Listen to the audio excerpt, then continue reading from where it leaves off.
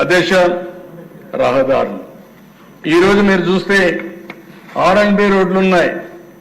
అన్ని రోడ్లు గుంతలు పెట్టి వెళ్ళారు, గుంతలు తవ్వి వెళ్ళారు. ఎక్కడ పోయినా ఏ రోడ్డు చూసినా భయంకరంగా ఉంది. ఈ విషయంలో మనందరం గుర్తుపెట్టుకోవాల్సిన అవసరం ఉంది.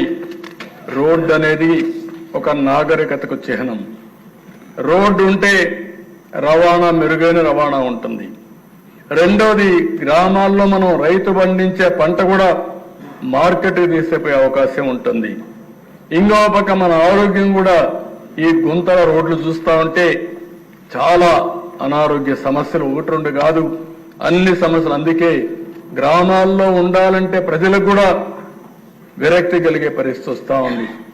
అందుకనే ఇవన్నీ కూడా చేయాలనే ఉద్దేశంతో మొన్ననే కొంతవరకు రోడ్లన్నీ, గుంతలన్నీ క్లీన్ చేయాలని 860 కోట్ల రూపాయలు శాంక్షన్ చేసి సంక్రాంతికంతా గుంతలు లేని రోడ్లు తయారు చేయాలని ఒక సంకల్పంతో ముందుకు పోతున్నాం.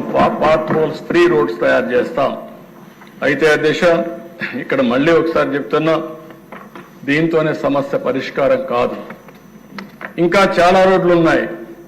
ప్రభుత్వానికి కూడా ఒక పక్క ప్రథమ ప్రాధాన్యత సంక్షేమ కార్యక్రమాలు ఇవ్వాలి, ఇంకో పక్క కేంద్రం నుంచే ఇచ్చే డబ్బులకు మనం మ్యాచింగ్ గ్రాంట్ ఇవ్వాలి, మూడో పక్కన అభివృద్ధి కార్యక్రమాలు చేయాలి. అప్పుడే మళ్ళీ ఆదాయం పెరుగుతుంది. అదే సమయంలో మనం రోడ్లు కూడా వేసుకోవాల్సిన అవసరం ఉంది.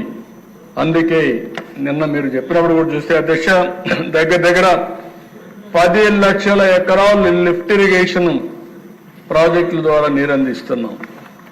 దుర్మార్గం మీరు ఒకసారి చూస్తే, నేను ఎప్పుడు ముఖ్యమంత్రి అయినా లిఫ్ట్ ఇరిగేషన్ అన్నిటికీ డబ్బులు ఖర్చు పెట్టి రిపేర్ చేయడం, మళ్ళా కొత్తగా ఒకరు వస్తే అన్నీ కూడా అక్కడనే మోటార్లు కూడా అమ్ముకొని వెళ్ళిపోవడం, అవి కూడా దొంగిలించుకొని పోవడం. ఇప్పుడు అధ్యక్ష, దగ్గర 4 లక్షల ఎకరాలకు నీళ్లు ఇవ్వలేని పరిస్థితి. ఏం చేయాలో తెలియదు. ఒకవేళ చేసినా 5 ఏళ్ల తర్వాత మళ్ళా పోయే పరిస్థితి వస్తుంది. ఇలాంటివన్నీ కూడా పరిష్కారం చేసుకోవాల్సిన అవసరం ఉంది. అందుకని సర్వీస్ ప్రొవైడర్ అని చెప్పి నేను మాట్లాడాను. పేదవాళ్ళ మీద భారం పడకూడదు, ప్రజల మీద భారం పడకూడదు.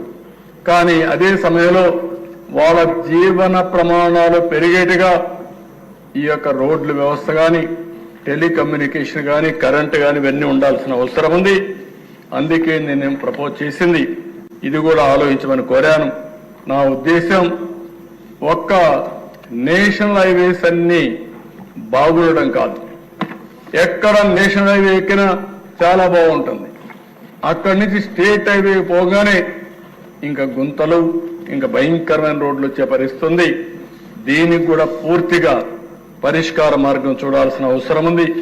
దానికి ప్రభుత్వం కట్టుబడి ఉన్నామని చెప్పి తెలియజేసుకుంటూ, ఇంకా నేను చర్చించిన తర్వాత వినూత్నమైన ఆలోచనతో ముందుకు వచ్చి రాష్ట్రంలో ఒక్క నేషనల్ హైవే కాదు, ఆ ఊరికి మళ్ళా ఊర్లోకి పోతే సిమెంట్ రోడ్ ఉంది, ఊర్లో సిమెంట్ రోడ్ ఉంది. నేషనల్ హైవే అయితే 2 లేన్, 4 లేన్, 6 లేన్, 8 లేన్స్ వచ్చేసాయి. కానీ మధ్యలో మాత్రం గోతులు పడ్డ రోడ్లు ఉన్నాయి. దీన్ని పరిష్కారం చేయాల్సిన అవసరం ఉంది. దీన్ని ఏ విధంగా చేయాలో చేస్తామని కూడా నేను మీకు తెలియజేస్తున్నాను. మొన్నే సమీక్ష చేశా. కొంత వాళ్ళు కూడా వెసులుబాటు కావాలంటే అన్ని ఇచ్చాం. 75,000 కోట్ల రూపాయలతో నేషనల్ హైవే ప్రాజెక్టులు మన రాష్ట్రంలో జరుగుతున్నాయి. 2.5 సంవత్సరాల్లో పూర్తి అవుతాయి. అదే సమయంలో ఇంకొక 30-40 కోట్ల రూపాయల పనులు కూడా తొందరలోనే ప్రారంభమవుతాయి.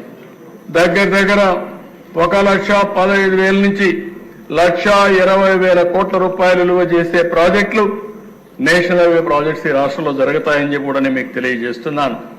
ఇంకో పక్కన 72,000 కోట్ల రూపాయలతో రైల్వే ప్రాజెక్టులు రాష్ట్రంలో జరుగుతున్నాయి. దాన్ని కూడా సమీక్ష చేశాం. రైల్వే స్టేషన్స్ ఆధునీకరణ కానీ, ఎక్కడైనా మనకుంటే ఫ్లైఓవర్స్ కానీ, అండర్ పాస్లు కానీ, ఇంకో కొత్త రైల్వే లైన్ కానీ, ఇవన్నీ కూడా శ్రీకారం చుడుతున్నాం. మొన్నే మీరు చూస్తే అమరావతి రైల్వే లైన్ కూడా కేంద్రం సహకరించారు. దానికి కూడా వారికి మనస్ఫూర్తిగా అభినందనలు తెలియజేస్తున్నానని మీ ద్వారా తెలియజేస్తున్నాను అధ్యక్ష.